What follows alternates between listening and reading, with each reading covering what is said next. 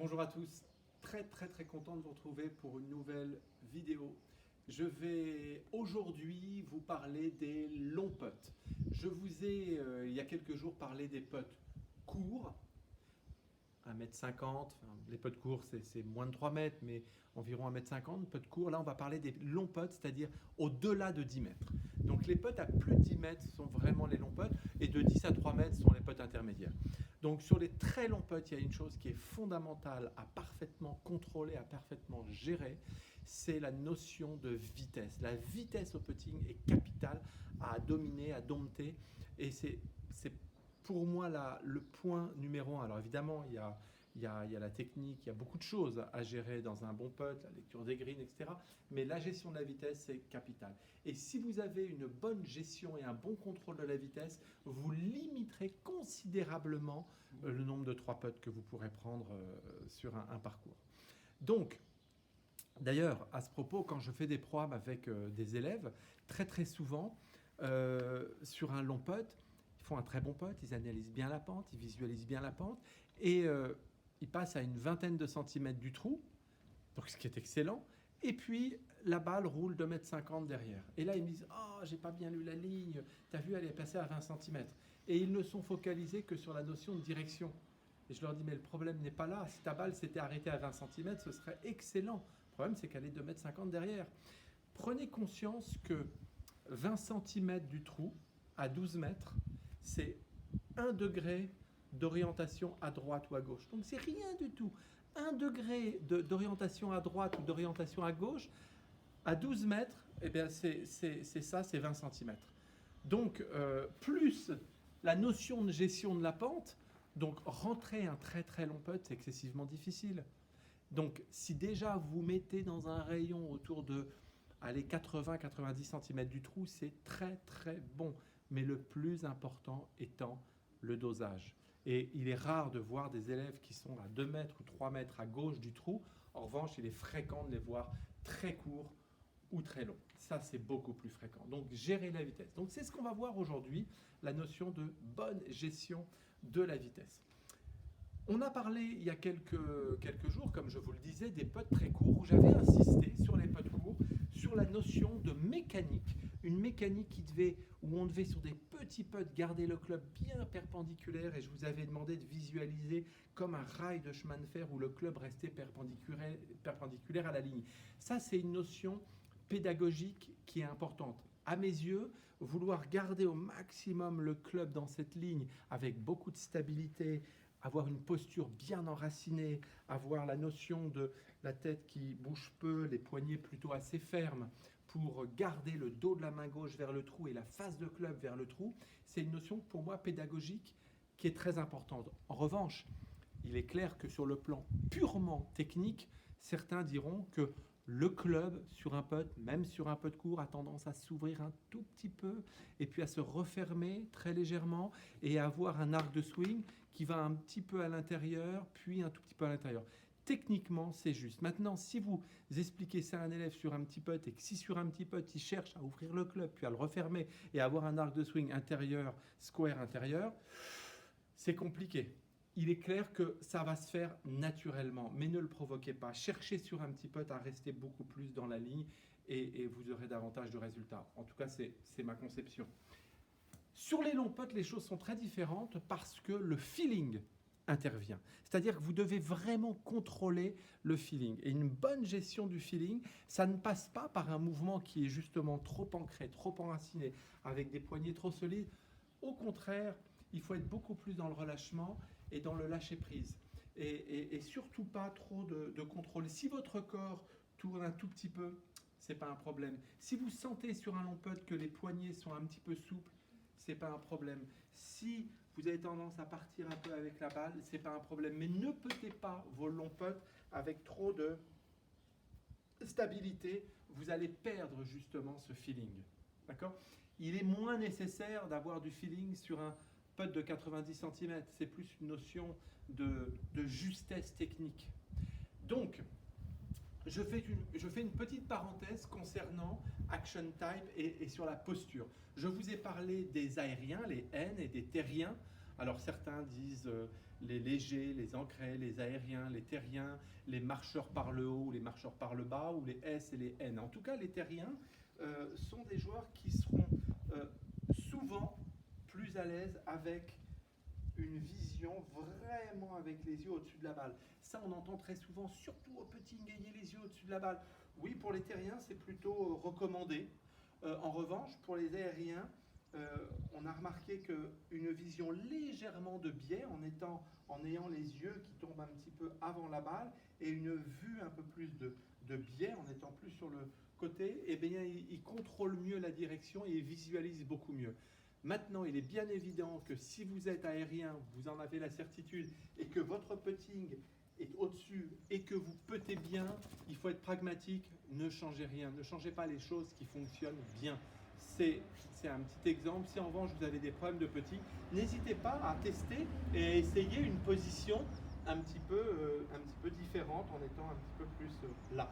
Justement, l'idée, c'est pas mettre tout le monde dans des cases en vous disant, voilà, vous devez être comme ça, le putting, on doit avoir les yeux au-dessus de la balle. Non, non, pas forcément. Je vous ai parlé de la posture, je vous ai parlé du relâchement, la vitesse qui était fondamentale, cette petite parenthèse sur Action Type par rapport à la position. Maintenant, je voudrais vous parler de 3 éducatifs très simples pour justement sentir ce feeling. Parce qu'autant faire des modifications sur le plan technique, comme le grip, qui sont des choses concrètes, pas forcément très difficiles à changer au putting, la posture, on vient d'en parler, c'est pas très difficile à mettre en place. En revanche, et c'est assez concret, en revanche, la notion de feeling, gérer la vitesse, bah, c'est bien gentil ça, mais comment on fait pour le travailler? Donc je vais vous donner 3 exercices pour développer justement un meilleur feeling au putting.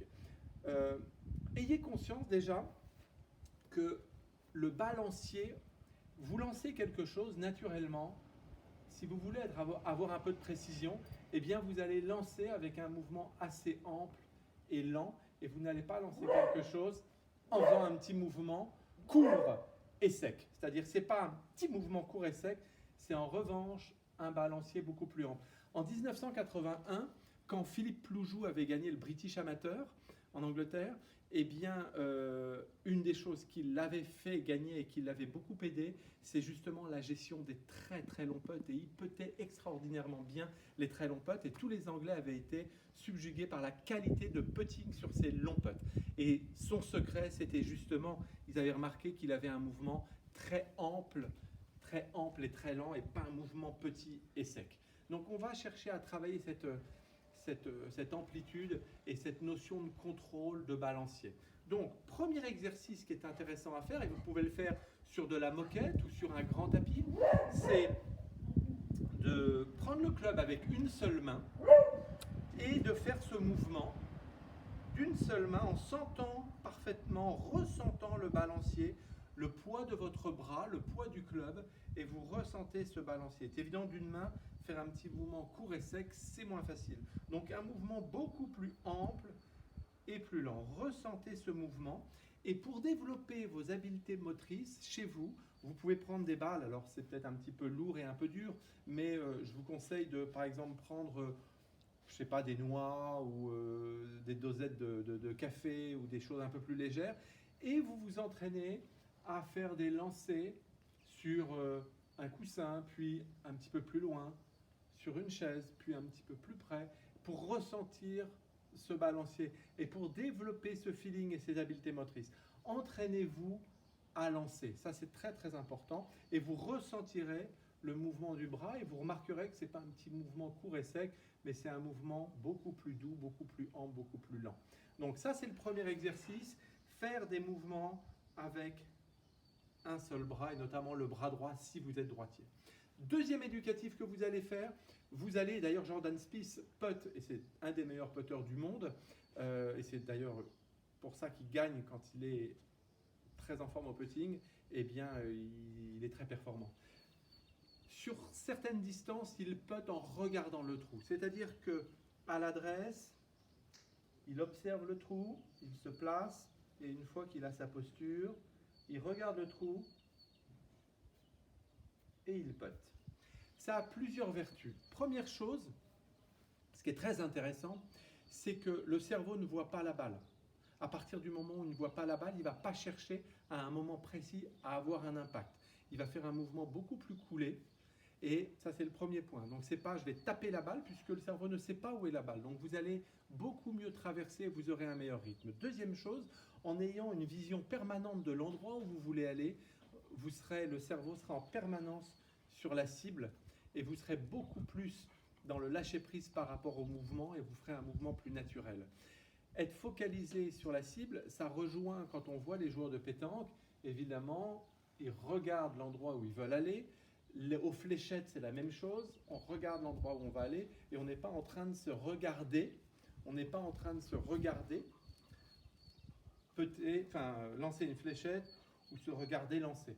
Et bien là, c'est pareil. Vous laissez faire le mouvement avec un mouvement beaucoup plus fluide en regardant le trou. Donc, deuxième exercice, entraînez-vous à putter en regardant le trou. Donc, sur votre moquette ou sur un grand tapis, eh bien, vous placez un bol ou vous placez quelque chose à différentes distances et vous regardez et vous puttez en regardant le trou et surtout pas en regardant la balle. Donc ça, c'est l'exercice numéro 2. Le troisième exercice, vous puttez, même chose, en regardant le trou, vous prenez bien la distance, puis vous êtes à l'adresse, vous fermez les yeux. Et une fois que vous avez fermé les yeux, rapidement, vous puttez les yeux fermés.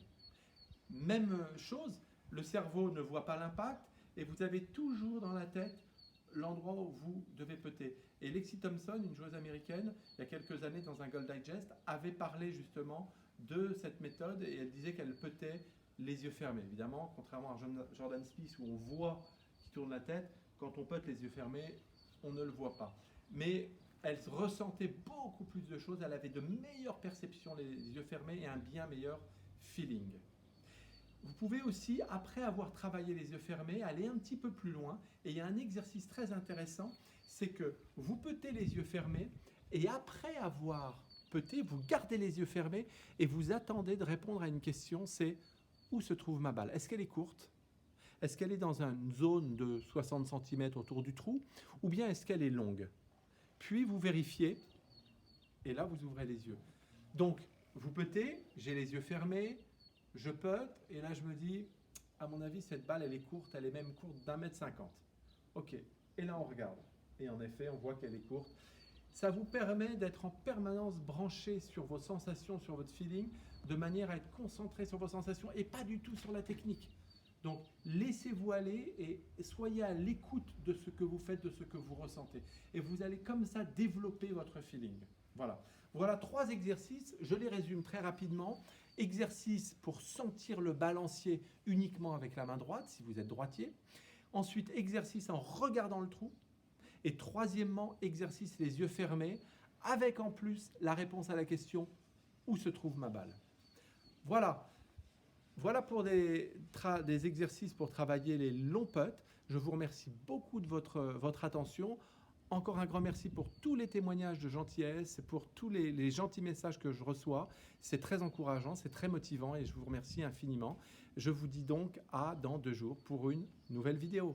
Merci beaucoup, passez une bonne fin de journée, à très bientôt. Au revoir.